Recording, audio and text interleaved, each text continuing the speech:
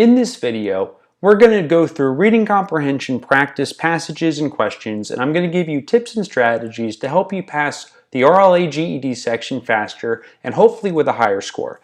Now, at any time throughout the video, if I'm reading too fast for you, note that I do expect that you'll pause the video and take all the time you need. I just read at a pace just to keep the video moving, but as I said, you're welcome to pause and take all the time you need to read at any time. So let me start the first passage here.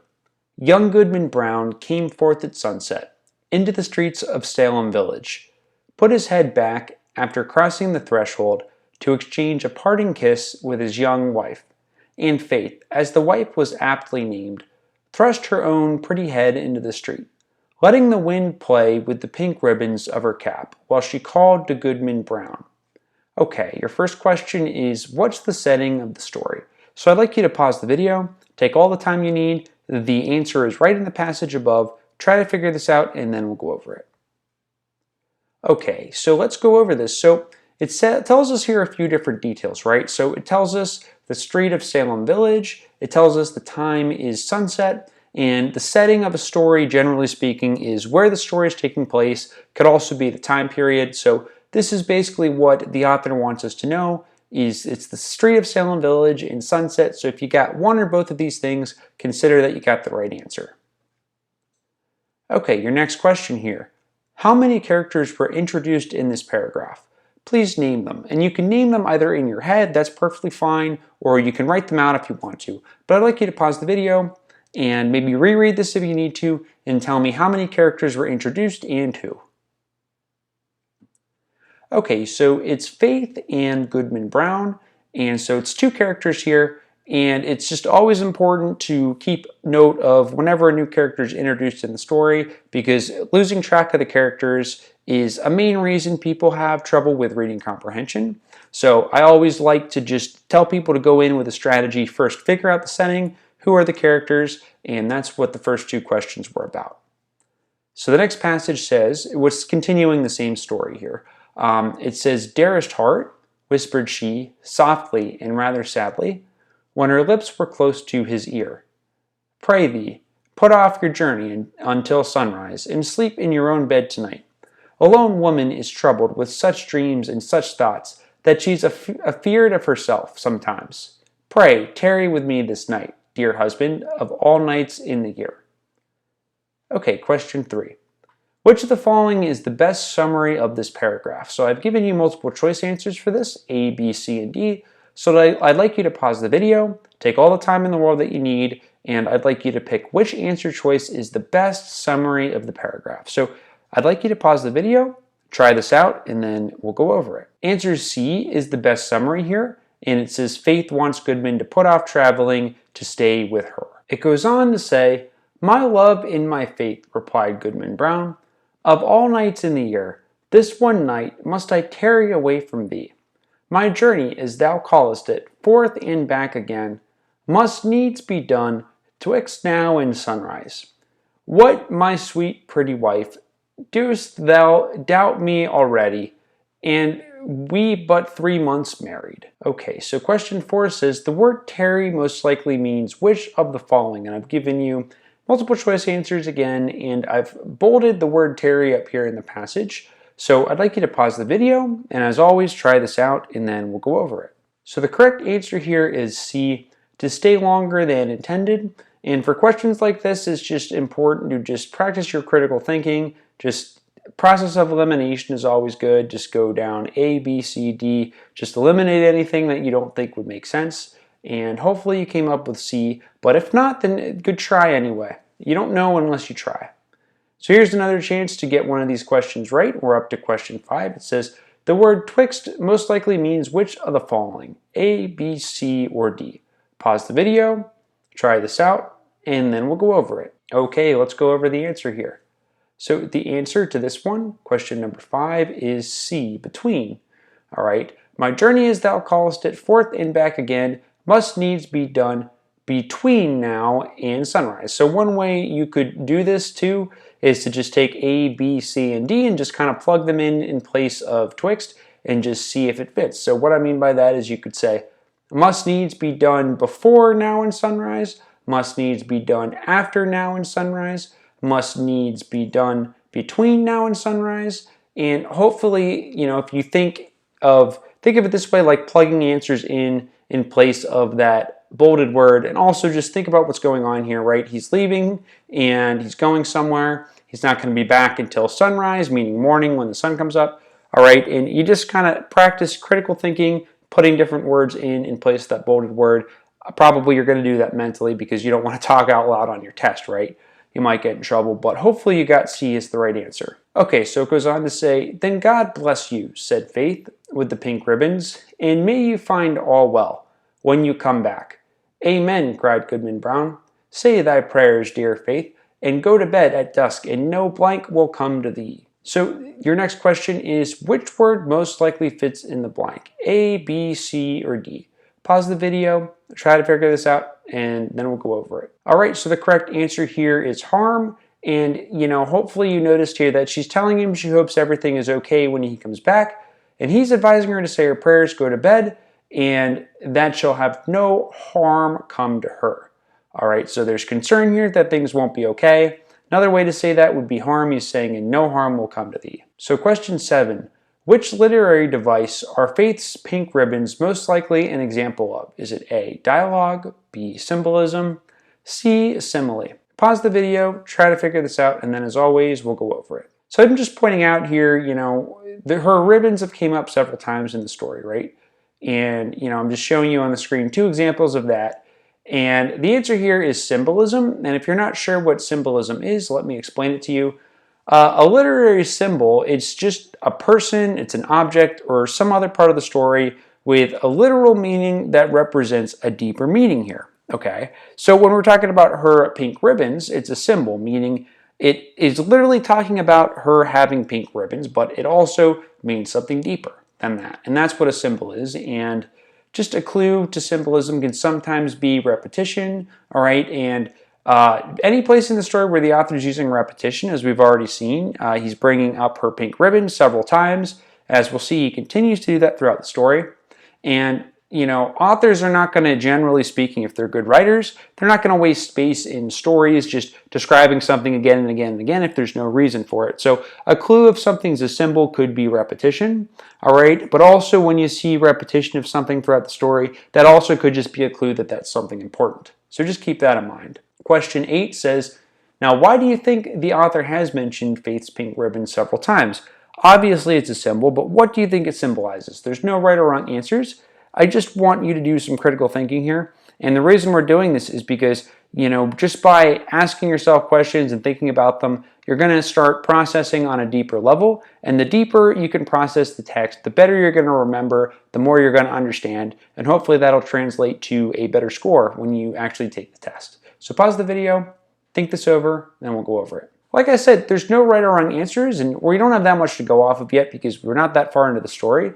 But just some things I thought of, maybe it could be symbolizing innocence, it could be symbolizing youth, and, so just whatever you came up with, like I said, it's fine as long as you brainstormed here. Just wanted to get you thinking a little bit. All right, so it goes on to say, so they parted, and the young man pursued his way until, being about to turn the corner by the meeting house, he looked back and saw the head of Faith still peeping after him, with a melancholy air in spite of her pink ribbons. Okay, your next question. Which of the following does the word melancholy most likely mean? Pause the video, try to figure this out, and then as always, we'll go over it. Okay, so it has to do with sadness, right? And what I want you to see here is that the pink ribbon, it says melancholy air in spite of her pink ribbon. So the pink ribbons, again, I said it could symbolize several different things. It's not 100% clear yet what the symbol is going to be, but I just want to point out here that, there's contrast going on. It's the melancholy air in contrast with pink ribbons, which somebody might wear pink ribbons for a celebration or because they're happy. There might be, representing innocence, something good, something probably positive. And in contrast to that would be something sad, maybe, all right? And you could have thought about it that way, or you could just reason your way through it, but hopefully you saw that C was the right answer here. So it goes on to say, poor little Faith, thought he, for his heart smote him. What a wretch am I, to leave her on such an errand. She talks of dreams, too. Methought, as she spoke, There was trouble in her face, as if a dream had warned her what work is to be done tonight. But no, no, 'twould kill her to think it. Well, she's a blessed angel on earth, and after this one night, I'll cling to her skirts and follow her to heaven. Okay, so question 10. Does Faith know what Goodman is planning on doing? Pause the video, search the passage, search what's on the screen right here, and think about what you already know about the story, and answer yes or no. Okay, so the answer here is that no. The text suggests she doesn't know exactly what he's planning. We do know that she's worried about something, but it suggests that she does not know exactly what, right? Because it says right in the highlighted text here, it says there was trouble on her face, as if she was warned in a dream about what he was going to be doing that night, right? But then he goes on to say, but no, no, it would kill her to think it. So in other words, my interpretation of this is that when he says it would kill her to think it, there's no way she could know because it would literally kill her to think about it. So no, probably not. She does not know what he's planning, but she is worried. So it goes on to say, with this excellent resolve for the future, Goodman Brown felt himself justified in making more haste on his present evil purpose. He had taken a dreary road, darkened by all the gloomiest trees of the forest, which barely stood aside to let the narrow path creep through, and closed immediately behind. Okay, question 11. Where is the setting in this part of the story? The setting is changed from the beginning. I'd like you to pause the video, try to tell me where the setting is now. Okay, let's talk about it. So now it tells us that it's in a forest, specifically on a dreary road.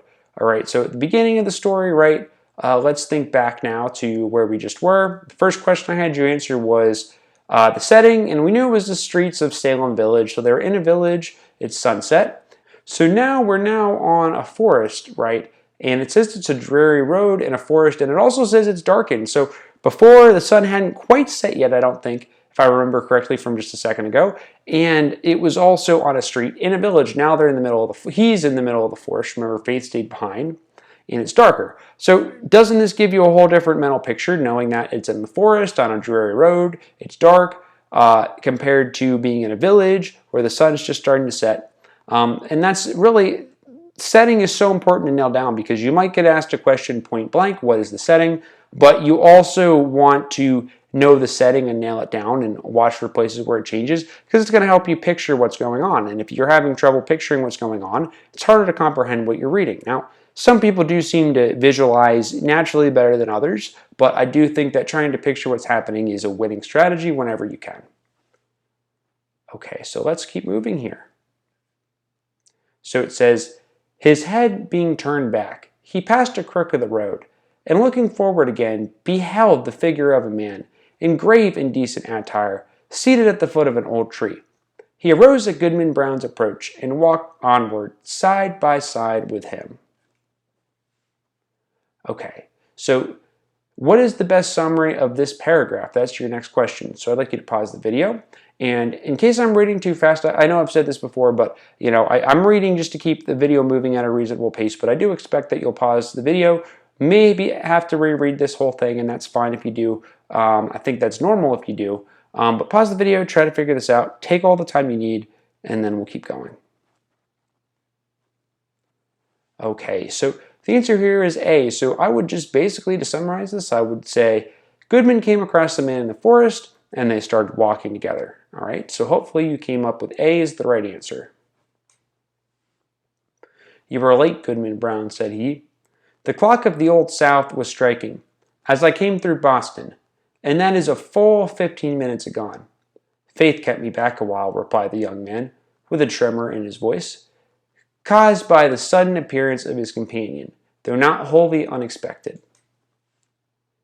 What do you think the highlighted text means? With a tremor in his voice. Put your answer in your own words. Pause the video, try this out, and then we'll go over it.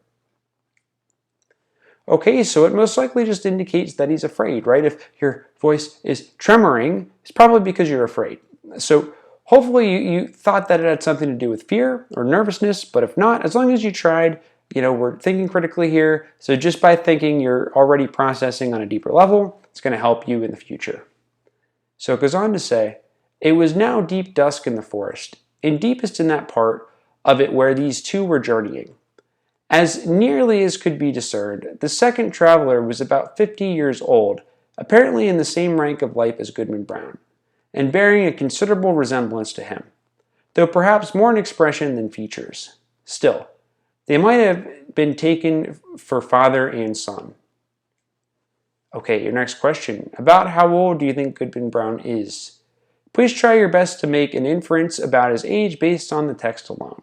Pause the video, you know the drill, try it out, and then we'll go over it.